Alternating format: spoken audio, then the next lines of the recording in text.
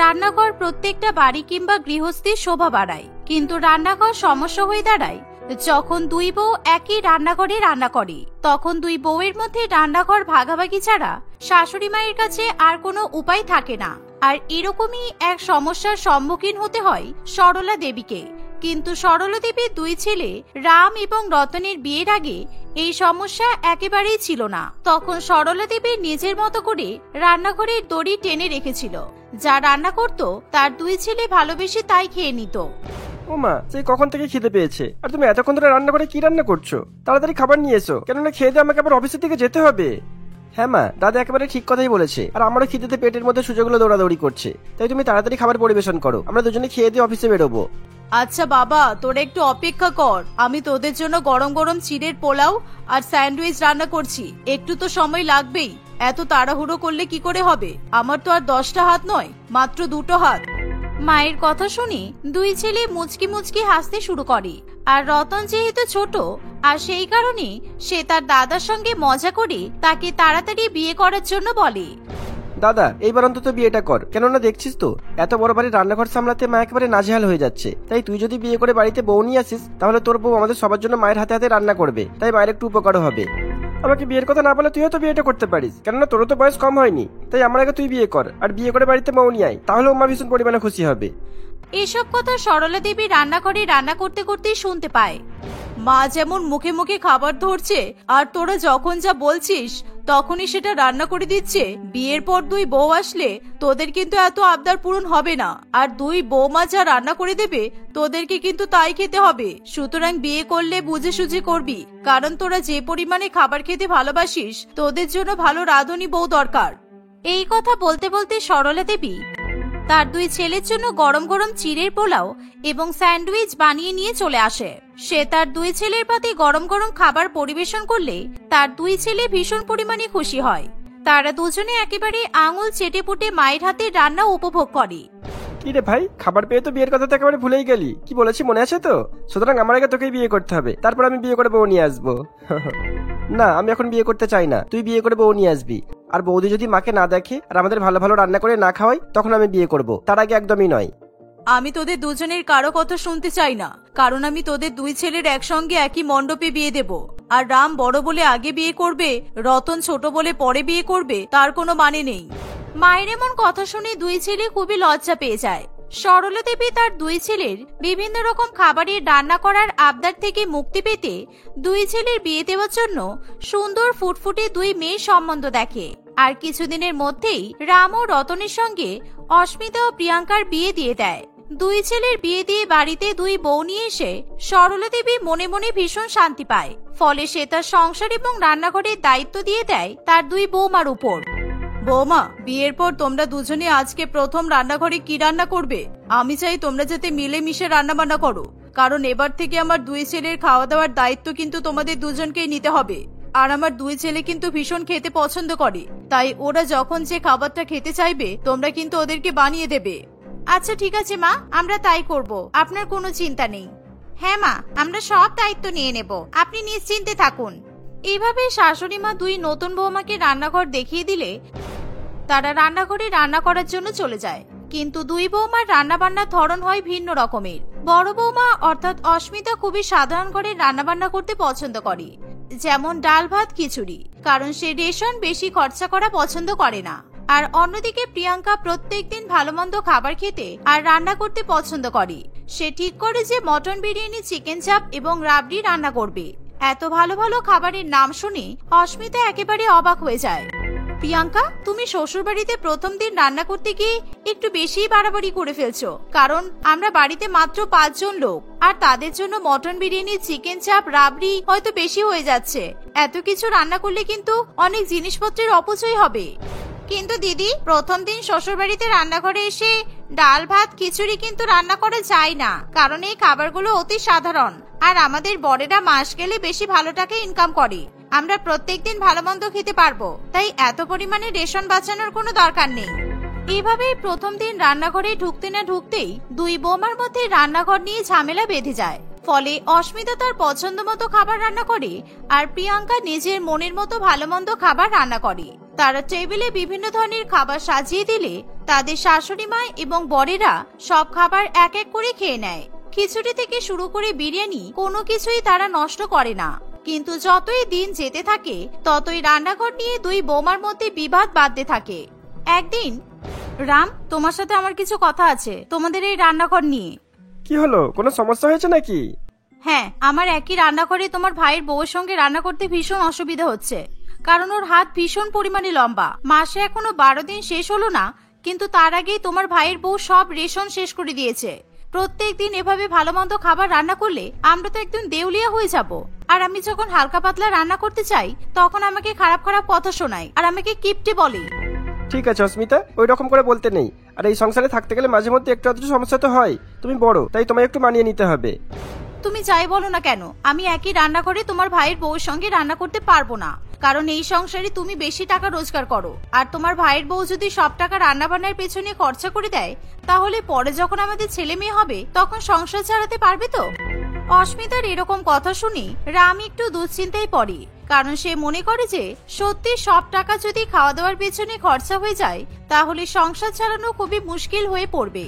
আর অন্যদিকে দেওয়ালের ওপারে অন্য এক গল্প শুরু হয়। রতন, তোমার দাদার বউকে কোন গরিব ভিখারি পরিবার থেকে এই বাড়িতে তুলে এনেছো বলো তো? আমার মনে হয় তোমার বৌদির বাপের বাড়ি খুবই গরিব ছিল। কেন বাজে কথা বলছো? বৌদি যদি শুনতে পাই তাহলে খারাপ মনে করবে।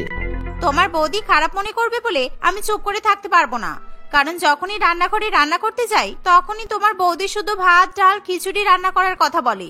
সবসময় রান্নায় তেল মশলা জিনিসপত্র বাঁচাতে চায়। মাত্র 4 দিনের জীবন, আর তাতে 3 বেলা খাওয়া দাওয়া করি, তাতেও আমি আমার নিজের ইচ্ছে মতো ভালো মন্দ খেতে পারবো না। এটা কেন বলো তো? ঠিক আছে, আমি এই ব্যাপারে বৌদির সাথে কথা বলবো। আর এখন কথা বলে কিছু হবে না, কারণ আমি রান্নাঘরের ভাগাভাগি চাই।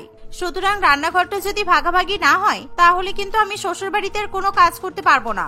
একটা মডিউলার কিচেন বানাবো বলে ঠিক করেছিলাম, তাতেও তোমার বৌদি বাধা দিয়েছে। সুতরাং আমি রান্নাঘর ভাগাভাগি করে আমার নিজের রান্নাঘর আলাদা করে তৈরি করতে চাই। রতন তার বউয়ের কথা শুনতে বাধ্য হয়। এইভাবে প্রত্যেকদিন রান্না বান্না নিয়ে ঝামেলার কারণে সরলা দেবী একেবারে অতিষ্ঠ হয়ে ওঠে, কারণ একেই তার বয়স হচ্ছে, আর এই বয়সে দাঁড়িয়ে সে তার দুই বৌমার মধ্যে ঝামেলা মেনে নিতে পারে না। তাই সে তার দুই বৌমার মধ্যে রান্নাঘর ভাগাভাগি করে দেওয়ার সিদ্ধান্ত নেয়। আজকে থেকে আমি তোমাদের দুই বৌমার মধ্যে রান্নাঘর ভাগাভাগি করে দিলাম, আর তোমাদের জীবনেও একসঙ্গে রান্না করতে হবে না। এবার তোমরা শান্তি পেয়েছো তো? শাশুড়ি মায়ের এই কথা শুনে দুই বৌমা মনে মনে একেবারে আহাল্লাতে আটখানা হয়ে ওঠে। আর এরকম দুই বৌমার মধ্যে রান্নাঘর ভাগাভাগি হয়ে যাওয়ার জন্য দুই ভাই নিজেদের মধ্যে কথা বলাও বন্ধ করে দেয়। কিন্তু মাঝখানে চাকির আটার মতো পিষে যায় সরলা দেবী। পূর্বে সে যখন তার দুই ছেলেকে একই রান্নাঘরে ভালো ভালো খাবার রান্না করে খাওয়াতো, সেই সব আনন্দের মুহূর্তের কথা তার প্রায় দিনই মনে পড়ে। তাই সে কিছুই বুঝতে পারে না সে কিভাবে তার দুই বৌমাকে আবার এক করতে পারবে। আমার মাথায় একটা বুদ্ধি এসেছে, আর আমি এই বুদ্ধি অনুসরণ করে আমার দুই বৌমার রান্নাঘর আবার এক করে দেব। কারণ একই বাড়িতে দুটো আলাদা আলাদা রান্নাঘর থাকবে সেটা একদমই ভালো দেখায় না। একদিন অস্মিতার রান্না বান্না হয়ে গেলে সে যখন নিজের ঘরে গিয়ে ঘুমায় তখন সরলা দেবী লুকিয়ে লুকিয়ে তার রান্নাঘরে ঢুকে পড়ে। আর অস্মিতা যেহেতু কিপটে, অর্থাৎ শুধুমাত্র ডাল ভাত ফেনা ভাত এবং খিচুড়ি রান্না করে, সেই কারণে সরলা দেবী তার রান্নার গ্যাসের পাইপ খুলে দিয়ে সব গ্যাস জানালা দিয়ে বাইরে বের করে দেয়। বেশিরভাগ দিন এরকম করার ফলে মাসের মাত্র 10 দিনের মধ্যেই অস্মিতার রান্নার গ্যাস শেষ হয়ে যায়। এরকম তাড়াতাড়ি গ্যাস শেষ হয়ে যাওয়ার কারণ অস্মিতা কিছুতেই বুঝে উঠতে পারে না। বলছি শোনো না, আমার রান্নার গ্যাস শেষ হয়ে গেছে, তুমি যদি আবার গ্যাসটা বুক করে দিতে তাহলে খুব ভালো হতো। গ্যাস বুক করে দেবো মানে? এই তো 15 দিনও হলো না আমি নতুন গ্যাস বুক করে দিয়েছি, আর তুমি এরই মধ্যে সমস্ত গ্যাস শেষ করে ফেললে। প্রত্যেকদিনই তুই খিচুড়ি ডাল ভাত আর মাছের ঝোল রান্না করো, আর ওইসব খেতে খেতে আমার মুখটাও তো পচে গেছে। আর মাত্র এই সামান্য রান্নার জন্য 15 দিনে গ্যাস শেষ হয়ে যায়? তুমি এমন করে কেন বলছো? আমি যেন ইচ্ছা করে গ্যাস শেষ করে দিয়েছি, আর তুমি যদি গ্যাস বুক না করো তাহলে আমি রান্না বান্না করতে পারবো না। যদি রান্না বান্না করতে না পারো তাহলে বাবার বাড়িতে চলে যাও। আগে যখন আমি আর ভাই মায়ের হাতে রান্না খেতাম, মা তখন অনেক ভালো মন্দ রান্না করতো, আর একটা গ্যাস 1.5 মাস চলতো। তাই তোমাকে আর আলাদা রান্নাঘরে রান্না করতে হবে না। এই বলে রাম তার বউয়ের উপর রাগ করে সেখান থেকে বেরিয়ে যায়। অন্যদিকে সরলা দেবী প্রিয়াঙ্কার আড়ালে তার রান্নাঘরে ঢুকে পড়ে। আর প্রিয়াঙ্কা যেহেতু বেশি বেশি করে রেশনের জিনিসপত্র ব্যয় করে, তাই সরলা দেবী ইচ্ছা করে চাল ডাল মাংস মাছ পনির আলু পটল ইত্যাদি জানালা দিয়ে বাইরের গরিব মানুষের হাতে দিয়ে দেয়। এভাবে প্রিয়াঙ্কার রেশনের জিনিসপত্র মাসে 10 দিনও যায় না, তার আগেই সমস্ত কিছু শেষ হয়ে যায়। ফলে সে প্রত্যেকদিন ভালো মন্দ খাবার রান্না করতে পারে না। রতন, তুমি দুদিন আমাকে 2 কেজি পাঁঠার মাংস কিনে দিয়েছিলে না? কিন্তু আজকে সেই পাঁঠার মাংস শেষ হয়ে গেছে। যদি আবার তুমি মাংস আর মাছ বাজার থেকে নিয়ে আসতে তাহলে খুব ভালো হতো, কারণ আজকে আমার খুব মাংসের পোলাও খেতে ইচ্ছা করছে। মাত্র 2 দিন আগে আমি 2000 টাকা খরচা করে তোমার জন্য পাঁঠার মাংস নিয়ে এসেছি, আর তুমি এই 2 দিনে পাঁঠার মাংস খেয়ে ফেললে। আমি তোমাকে আর কোনো জিনিস নিয়ে এসে দিতে পারবো না। তুমি রান্নাঘর ভাগাভাগি করেছিলে যাতে তুমি রোজ ভালো মন্দ খেতে পারো, তাই তো? কিন্তু তুমি তখন ভালো মন্দ খেতে গিয়ে আমার মাস মাইনে 10 দিনের মধ্যে শেষ করে দিচ্ছ। তাই এবার তোমরা রান্নাঘর এক করে নাও প্লিজ। এমন কথা বলার ফলে তারা 2 বৌমা ভীষণ পরিমাণে চিন্তায় পড়ে, আর সরলা দেবীর এমন বুদ্ধি কাজে লেগে যায়। 2 বৌমা আলাদা আলাদা রান্নাঘরে রান্না করে কিছুতেই মাসে 1 টাকাও বাঁচাতে পারে না। ফলে তাদের বেশি বেশি টাকা খরচা হয়ে যায়। তাই তারা ঠিক করে যে তারা আবার তাদের রান্নাঘর এক করে নেবে, কারণ তারা দুজনে দুজনকে সহ্য করতে পারবে, তবুও স্বামীদের অভিমান সহ্য করতে পারবে না। প্রিয়াঙ্কা, এবার থেকে সপ্তাহে তুই 2 দিন ভালো মন্দ খাবার রান্না করবি, আর বাকি দিন আমি সাধারণ খাবার রান্না করব। তাহলে আমাদের মধ্যে আর কোনো সমস্যা হবে না। আর প্রত্যেক শনিবার আর রবিবার তুই তোর ইচ্ছা মতো বিরিয়ানি, চাপ, মাংস, মাছ যা ইচ্ছা রান্না করবি, ঠিক আছে? হ্যাঁ দিদি, তুমি একদম ঠিকই বলেছো, কারণ প্রত্যেকদিন এরকম তেলে ঝালে রসা কষা রান্না খাওয়া উচিত না। এবার থেকে আমিও সোম থেকে শুক্র ডাল ভাত মাছের ঝোল খাবো, আর বাকি 2 দিন আমি নিজের মতো খাবার রান্না করব। শাশুড়ি মা তার 2 বৌমার কথা শুনে প্রচুর পরিমাণে খুশি হয়। তার 2 বৌমা আবার নিজেদের রান্নাঘর এক করে নেয়, আর তারা জীবনে এরকম রান্নাঘর ভাগাভাগি করার কথা চিন্তা করে না। তারা 2 বৌমা মিলেমিশে রান্না বান্না করতে থাকে। তাদের মধ্যে কখনো আর কোনো ঝামেলাও সৃষ্টি হয় না, আর বাড়ির 2 ছেলে আবার আগের মতো ভালো মন্দ খাবার খেতে পারে। এভাবেই তারা সকলে মিলে হাসি খুশি সংসার করতে থাকে। লাবণী দেবী তার 3 বৌমা কল্পনা, জবা এবং ললিতার সঙ্গে বাস করত। কল্পনা দেবীর 3 ছেলে কাজের সূত্রে বেশিরভাগ সময় অন্য শহরেই থাকত। একদিন শীতকালের সন্ধ্যাবেলা লাবণী দেবীর 3 বৌমা বাড়ির সমস্ত কাজকর্ম শেষ করার পর কম্বলের তলায় বসে গল্প করতে থাকে। এই দেখে লাবণী দেবী মনে মনে ভাবে, সারাদিন শুধু কম্বলের তলায় বসে থাকবে, এছাড়া এদের আর কোনো কাজই নেই।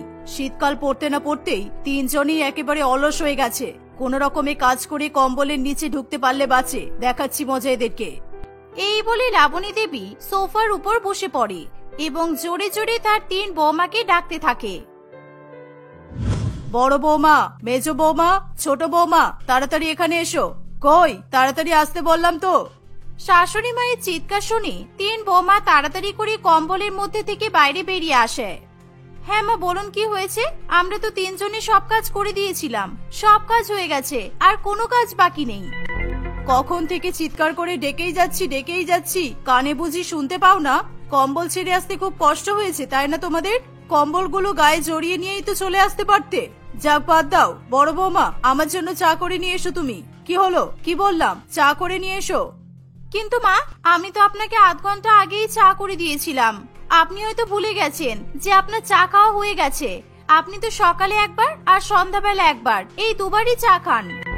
শীতকাল পড়ে গেছে, তোমরা হয়তো জানো না, আমি শীতকালে আধ ঘন্টা ছাড়া ছাড়া চা খাই। তাই এই শীতকালে আমি যতক্ষণ জেগে থাকবো আমাকে আধ ঘন্টা ছাড়া ছাড়া চা দেবে। যাও, তাড়াতাড়ি চা করে নিয়ে এসো। এই শুনে বড় বৌমা কল্পনা চা করতে চলে যায়। মেজ বৌমা, তুমি আমার জন্য গরম গরম চিকেন পকোড়া বানিয়ে নিয়ে এসো। আর হ্যাঁ, চিকেন পকোড়া যেন নরম না হয়, একদম মুচমুচে করকরে চিকেন পকোড়া খাবো। যাও, তাড়াতাড়ি যাও। মেজ বৌমা জবাও কোনো কথা না বলে রান্নাঘরে গিয়ে চিকেন পকোড়া বানানো শুরু করে দেয়। আর এই সুযোগে ছোট বৌমা ললিতা আগে ভাগে সেখান থেকে কেটে পড়ার চেষ্টা করে। তখনই লাবণী দেবী তাকে দেখে ফেলে আর বলে, এই, তুমি কোথায় পালিয়ে যাচ্ছ? হ্যাঁ, তুমি কি ভেবেছো তোমার কোনো কাজ নেই? কোথায় যাচ্ছিলে? কম্বলের মধ্যে ঢুকতে যাচ্ছিলে, তাই তো? চুপচাপ এখানে এসো আর আমার পায়ে হাতে তেল মালিশ করে দাও। প্রচন্ড ঠান্ডা লাগছে আমার। এবার থেকে প্রত্যেকদিন সন্ধ্যাবেলা করে তুমি আমার পায়ে হাতে তেল মালিশ করে দেবে। শাশুড়ি মায়ের কথা শুনে ললিতা প্রচন্ড পরিমাণে রেগে যায়। কল্পনা, জবা এবং ললিতা 3 বৌমাই বুঝতে পারছিল তাদের শাশুড়ি মা ইচ্ছাকৃতভাবে তাদেরকে কাজ করতে বলছে। আসলে লাবণী দেবী ভীষণই নিষ্ঠুর প্রকৃতির একজন মহিলা ছিল। 3 বৌমার প্রতি তার কোন রকমের দয়া মায়া বলে কিছুই ছিল না। সে চাইতো তার 3 বৌমা যাতে সারা দিন রাত পরিশ্রম করে। নিজের বৌমাদেরকে সংসারের কাজকর্ম করতে দেখলে না জানি কেন সে প্রচন্ড আনন্দ পায়। মা, এই যে আপনার গরম গরম চা আর চিকেন পকোড়া খেয়ে নিন। এবার আমরা যাই, আমাদের খুব ঠান্ডা লাগছে। আজকে কত ঠান্ডা পড়েছে বলুন তো। আরে নিজেদের ঘরে যেতে পারলে বাঁচো। কটা বাজে দেখেছো? 8টা বাজে। আমার তো ডিনার করার সময় হয়ে গেল। এই অল্প একটু পকোড়া আর চা খেয়ে আমার কিছুই হবে না। আমাকে রাতের খাবারটা দিয়ে যাও। আর হ্যাঁ, নিশ্চয়ই রাতের খাবারে ভাত রান্না করেছো। আমি কিন্তু আজকে ভাত খাবো না। এই ঠান্ডার মধ্যে আমার ভাত খাওয়ার ইচ্ছা করছে না। আমার জন্য রুটি বানিয়ে নিয়ে এসো। এই শুনে লাবণী দেবীর 3 বৌমার প্রচন্ড পরিমাণে রাগ হয়, কিন্তু তবুও তারা তাদের শাশুড়ি মাকে মুখ ফুটে কিছু বলতে পারে না। যাও, দাঁড়িয়ে আছো কেন? 3 জনেই রান্নাঘরে যাও আর তাড়াতাড়ি করে আমার জন্য রুটি বানিয়ে নিয়ে এসো। হাত চালিয়ে কাজ করো। অল্প একটু শীত পড়তে না পড়তেই তোমাদেরকে দেখে মনে হচ্ছে তোমাদের রক্ত একেবারে ঠান্ডা হয়ে গেছে। তোমাদের মতো বয়সে আমি সকাল থেকে রাত পর্যন্ত একইভাবে কাজ করতাম। হ্যাঁ, সেটা শীতকাল হোক কিংবা গরমকাল। 3 বৌমা কোনো কথা না বলেই রান্নাঘরে গিয়ে রুটি বানাতে শুরু করে। শাশুড়ি মাকে সরাসরি কিছু বলতে না পারলেও তারা নিজেদের সঙ্গে কথা বলে শাশুড়ি মায়ের উপর রাগ প্রকাশ করতে থাকে। আমি খুব ভালো করেই জানি ওই বুড়ি ইচ্ছা করে আমাদের সঙ্গে এরকম করছে। এত ঠান্ডার মধ্যে মানুষ কম্বলের মধ্যে থেকে বাইরে বেরোতেই পারছে না। নিজেও তো কম্বলের মধ্যেই বসে আছে আর আমাদেরকে এভাবে ঠান্ডার মধ্যে খাটাচ্ছে। হ্যাঁ, আমাদের শাশুড়ি মা ভীষণ শয়তান, আমাদেরকে শান্তিতে থাকতেই দেয় না। চলো তাড়াতাড়ি রুটিটা বানিয়ে দিই। বুড়ি খেয়ে দিয়ে শুয়ে পড়লে তবে আমরা একটু শান্তিতে ঘুমাতে পারবো, না হলে যতক্ষণ জেগে থাকবে ততক্ষণ হুকুম করতেই থাকবে। 3 বৌমা রুটি বানিয়ে তাদের শাশুড়ি মাকে খেতে দেয়। লাবণী দেবী খাবার খেয়ে নিজের ঘরে গিয়ে শুয়ে পড়ে। এবার 3 বৌমা শান্তির নিঃশ্বাস ফেলে। তারাও খাওয়া দাওয়া করে নিজের নিজের মতো ঘরে চলে যায় এবং কম্বলের মধ্যে ঢুকে পড়ে। মাঝরাতে লাবণী দেবী ঘুম থেকে উঠে পড়ে। ঘুম থেকে উঠেই সে তার বৌমাদেরকে ডাকতে শুরু করে। বড় বৌমা, মেজো বৌমা, ছোট বৌমা, তোমরা তাড়াতাড়ি এসো। আমি বাথরুমে যাব, আমাকে একটু বাথরুমে নিয়ে চলো। উফ, সন্ধ্যাবেলা বেশি খাবার খেয়ে ফেলেছি বলে এখন পেটটা ভীষণ ব্যথা করছে। আরে তোমরা কোথায়? কেউ কি শুনতে পাচ্ছ না? 12টা বাজতে না বাজতেই সবাই ঘুমিয়ে পড়েছো। শাশুড়ি মায়ের দিকে কোনো খেয়াল নেই তোমাদের? লাবণী দেবী কোনো সাড়া শব্দ না পেলে নিজে নিজেই বাথরুমে চলে যায়। আসলে লাবণী দেবী যে একা একা বাথরুমে যেতে পারে না তা নয়, সে এখনো পর্যন্ত যথেষ্ট সুস্থ সবল এবং শক্তিশালী ছিল, কিন্তু তবুও শুধুমাত্র নিজের বৌমাদেরকে বিরক্ত করার জন্য ছোট ছোট অজুহাতে সে তার বৌমাদের উপর হুকুম করতেই থাকতো। ওদিকে 3 বৌমা গভীর ঘুমে আচ্ছন্ন থাকায় শাশুড়ি মায়ের কথা তাদের কান পর্যন্ত পৌঁছায় না। 3 জনেই কম্বল মুড়ি দিয়ে ঘুমিয়ে থাকে। আর এটা দেখে লাবণী দেবী প্রচন্ড পরিমাণে রেগে যায়। কম্বল মুড়ি দিয়ে নাক ডেকে ঘুমানো হচ্ছে, তাই না? শাশুড়ি মা ডাকছে, সেটা কারোর কানে যাচ্ছে না। এদের সবাইকে মজা বোঝাতে হবে। সবসময় কম্বল আর কম্বল। এই কম্বলটাই হলো যত নষ্টের গোড়া। এক কাজ করি, এদের কম্বলটাই যদি গায়েব করে দেওয়া হয় তাহলে কেমন হয়? তারপর আমি দেখবো এরা ঠান্ডায় কিভাবে ঘুমায়। এই বলে লাবণী দেবী খুবই ধীরে ধীরে এবং সাবধানে 3 বৌমার গা থেকে কম্বল চুরি করে নিয়ে চলে যায়। সে একটা ভালো জায়গা দেখে কম্বলগুলো লুকিয়ে দেয়। নিজের কাজ সেরে তাড়াতাড়ি করে সে আবার ঘুমিয়ে পড়ে। অন্যদিকে 5-10 মিনিট কম্বল ছাড়া ঘুমানোর পরেই 3 বৌমার প্রচন্ড পরিমাণে ঠান্ডা লাগে। তারা 3 জনেই নিজের নিজের ঘর থেকে বেরিয়ে তাদের শাশুড়ি মায়ের ঘরে যায়। তারা দেখে যে লাবণী দেবী খুবই আরাম করে কম্বল গায়ে দিয়ে ঘুমাচ্ছে। মা, আপনার কম্বল চুরি হয়নি? দেখুন না, আমাদের 3 জনেরই কম্বল চুরি হয়ে গেছে। আমাদের প্রচন্ড ঠান্ডা লাগছে। এই শীতের মধ্যে আমরা কম্বল ছাড়া কিভাবে ঘুমাবো বলুন তো? আরে তোমরা কি পাগল হয়ে গেছো নাকি? দেখছো না আমি ঘুমাচ্ছি? এভাবে মধ্যরাতে এসে তোমরা আমাকে বিরক্ত করছো। যাও এখান থেকে। তোমাদের কম্বল চুরি হয়েছে তাতে আমি কি করব? শাশুড়ি মায়ের এমন ব্যবহার দেখে 3 বৌমা প্রচন্ড পরিমাণে অবাক হয়। তারা মনে মনে তাদের শাশুড়ি মায়ের উপরই সন্দেহ করতে থাকে। আমি বলছি শোন, এই কাজটা কিন্তু আমাদের শাশুড়ি মায়ের, আর কারণ নয়। শাশুড়ি মা ইচ্ছা করে আমাদেরকে সাহায্য করার জন্য কম্বল চুরি করেছে। দেখিস না, আমরা যখনই কম্বলের মধ্যে ঢুকে বসে থাকি তখনই শাশুড়ি মায়ের কেমন রাগ হয়। কি বিপদ বলতো? এই শীতের মধ্যে কম্বল ছাড়া আমরা কিভাবে ঘুমাবো? বিশেষ করে এই রাত্রিবেলাটা কি কম্বল ছাড়া থাকা যায়? না না, এভাবে হবে না। আমরা কিছু বলি না বলে শাশুড়ি মা কিন্তু বড্ড বেশি পেয়ে বসেছে। শাশুড়ি মাকে এবার মজা দেখাতে হবে। কালকে আমরা আমাদের বরকে ফোন করে সব বলবো যে ওদের মা শেষ পর্যন্ত কম্বল চুরি করে বেড়াচ্ছে। কিন্তু আজকের রাতটা আমরা কিভাবে কাটাবো সেটা তো বলো। আর কি করবি, সোয়েটার জ্যাকেট চাদর যা আছে সব গায়ে দিয়ে শুয়ে পড়, এছাড়া আর কোনো উপায় নেই। এভাবেই তিন বৌমা সেই রাতটা ঠান্ডায় কাঁপতে কাঁপতে কাটিয়ে দেয়। তিন বৌমাকে এভাবে কষ্ট পেতে দেখে লাবণী দেবী মনে মনে প্রচন্ড খুশি হয়। পরের দিন সকাল হতে না হতেই তিন বৌমা নিজের নিজের বরকে ফোন করে কম্বল চুরির ঘটনা বলে। কে কম্বল চুরি করেছে তুমি এখনো বুঝতে পারছো না? তোমার মা এই কাজটা করেছে। তোমরা বাড়িতে থাকো না, তাই তো তোমরা কিছু জানো না। মা সবসময় আমাদের উপর অত্যাচার করে, আমাদেরকে এক মুহূর্ত বসে থাকতে দেয় না। আর বিশেষ করে আমরা যখন কম্বল গায়ে দিয়ে শুয়ে থাকি বা বসে থাকি, উনি তো সহ্যই করতে পারেন না। আরে কি উল্টোপাল্টা কথা বলছো? মায়ের কি মাথা খারাপ হয়ে গেছে নাকি যে মা তোমার কম্বল চুরি করবে? মায়ের নামে এত বড় অপবাদ আমি কিছুতেই মেনে নেব না। হতেই তো পারে অন্য কেউ এসে কম্বলটা চুরি করে নিয়ে গেছে। এই শীতকালে অনেকেরই তো কম্বল নেই, যার কম্বলের প্রয়োজন পড়েছে সেই এটা করেছে নিশ্চয়ই। ঠিক আছে, আমি অত শত কিছু জানি না। আজকে আমাদেরকে কম্বল কিনতে হবে, তাড়াতাড়ি কম্বল কেনার টাকা পাঠাও। এভাবে তিন বৌমা নিজের নিজের স্বামীদের কাছ থেকে কম্বল কেনার জন্য টাকা নিয়ে নেয় এবং সেদিনই তারা নতুন কম্বল কিনে নিয়ে আসে। বাবা, কম্বল চুরি হতে না হতেই নতুন কম্বল কিনে নিয়ে চলে এসেছো। টাকা কি গাছে ফলে নাকি? আমার ছেলেদের টাকা তোমরা এভাবে ধ্বংস করছো তাহলে? আপনি কিন্তু একদম ফালতু কথা বলবেন না মা। এই শীতের মধ্যে আপনার কম্বলটাও যদি চুরি হয়ে যেত তাহলে আপনি কম্বল ছাড়া থাকতে পারতেন? আপনি একদিন কম্বল ছাড়া রাত কাটিয়ে দেখুন তো কেমন লাগে। কল্পনার এই কথা শুনে লাবণী দেবীর প্রচন্ড পরিমাণে রাগ হয়, তাই সে সেদিন রাত্রিবেলা আবার তার বৌমাদের কম্বল চুরি করে নেয়। এবার কল্পনা, জবা এবং ললিতা কিছুতেই চুপ করে বসে থাকতে পারে না। অনেক হয়েছে, আমাদের শাশুড়ি মাকে এবার জব্দ করতে হবে, না হলে কিছুতেই হচ্ছে না। আমরা কি এরকম বারবার কম্বল কিনবো আর উনি বারবার আমাদের কম্বল চুরি করে নেবেন? এবার তো আমাদের বড়েরাও আমাদেরকে কম্বল কেনার জন্য টাকা দেবে না। দিদি, আমার মাথায় একটা খুব ভালো আইডিয়া এসেছে। আমি আমার বরের কাছ থেকে শুনেছি আমাদের শাশুড়ি মা ওনার শাশুড়ি মাকে প্রচন্ড পরিমাণে ভয় করত। আর শাশুড়ি মা যেমন এখন আমাদের উপর অত্যাচার করে, মায়ের শাশুড়ি মাও নাকি মায়ের সঙ্গে ঠিক এমনটাই করত। সেই জন্যই নাকি আমাদের শাশুড়ি মা আমাদের উপর প্রতিশোধ তুলছে। ও, এবার বুঝলাম। ওনার সাথে যেটা হয়েছে উনি সেটাই আমাদের সঙ্গে করছেন। কিন্তু মায়ের শাশুড়ি মা তো মারা গেছেন, এখন শুধু শুধু ওনাকে মনে করে কি লাভ হবে?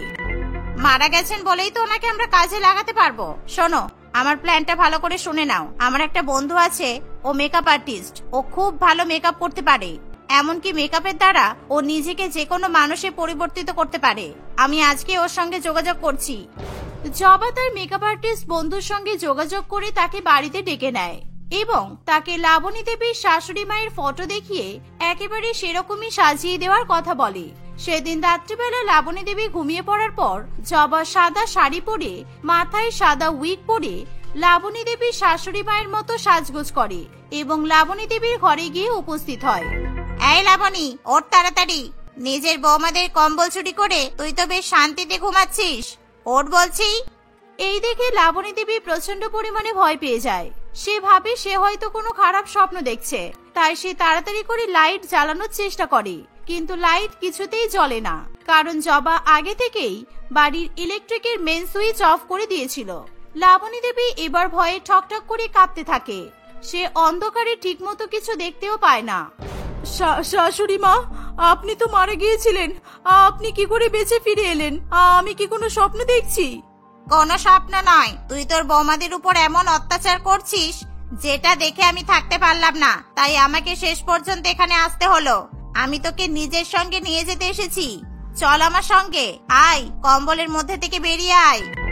এই বলে জবা তার শাশুড়ি মায়ের দিকে এগিয়ে আসে, আর লাবণী দেবী প্রচন্ড ভয় পেয়ে যাওয়ায় অজ্ঞান হয়ে পড়ে যায়। আর জবা এই সুযোগে তাড়াতাড়ি করে সেখান থেকে পালিয়ে যায়। তিন বৌমা প্রচন্ড পরিমাণে হাসাহাসি করতে থাকে। পরের দিন সকাল হতে না হতেই লাবণী দেবী তার তিন বৌমার কাছে গিয়ে ক্ষমা চায়, আর সেই সাথে তার বৌমাদের কম্বলগুলো ফিরিয়ে দেয়। সেদিনের পর থেকে লাবণী দেবী তার বৌমাদের উপর অত্যাচার করা বন্ধ করে দেয়।